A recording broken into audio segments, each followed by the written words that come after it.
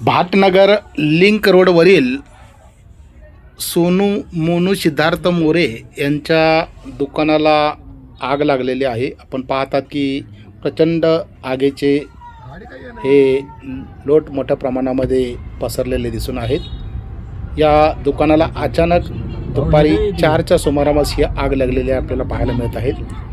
मोठ्या प्रमाणामध्ये नुकसान झाल्याचं हे लक्षात येत आहे।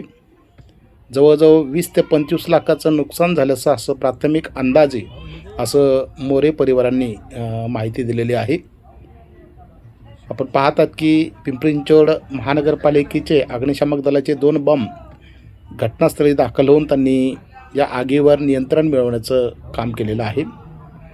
त्यावेळी प्रचंड मोठी हा मेन रोड असल्यामुळं रोड लगतच देवलिंक या ठिकाणी रोडला लागूनच हे दुकान असल्यामुळं मोठ्या प्रमाणामध्ये बघायची गर्दी जमलेली आपल्याला पाहायला मिळत आहेत। नेमकं याचं कारण अद्यापही समजू शकलेलं नाही। आपण पाहतात की सोनू मोनू नुकतंच काही वर्षापासून त्यांनी हे दुकान टाकलेलं होतं। अचानकच ही 4 वाजता आग धरल्यामुळं मोठ्या प्रमाणामध्ये आगीचे हे लोट आपल्याला दिसून येत आहेत। यावेळी मोठ्या प्रमाणामध्ये मोरे परिवाराचं जे नुकसान झालेलं आहे, प्राथमिक माहितीनुसार त्यांनी त्यांच्या काही नातलंगाने मित्रपरिवाराने ही माहिती आपणास बहुजनता लाईव्ह चॅनलला दिलेली आहे। ही आग ही link road empire state road या ठिकाणी देवलिंक म्हणून आहे, त्या इमारती समोरच रोड लगतच हे दुकान होतं।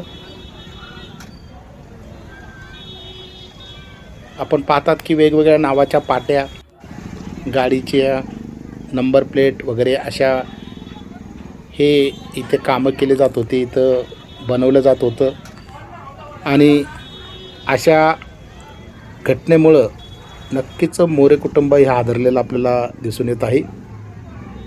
इतकं प्रचंड मोठं नुकसान झाल्यामुळे या आगीचा लोट मोठ्या प्रमाणात पसरत असल्यामुळं आजूबाजूलाही भीतीचं थोडं वातावरण निर्माण झालेलं होतं। परंतु पोलीस अग्निशामक दलांनी यांनी त्वरित ह्या घटनेला नियंत्रणात आणण्याचं काम केलेलं आहे। आपणास काय वाटते आपण कमेंट बॉक्समध्ये आपण कळवायचं आहे। बहुजनता लाईव्ह चॅनल